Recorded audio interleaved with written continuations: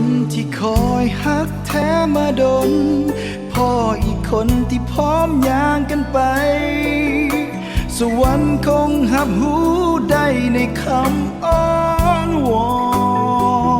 นคนสุดท้ายที่เฮาสิฮักที่โดนบอกคือเธอก่อน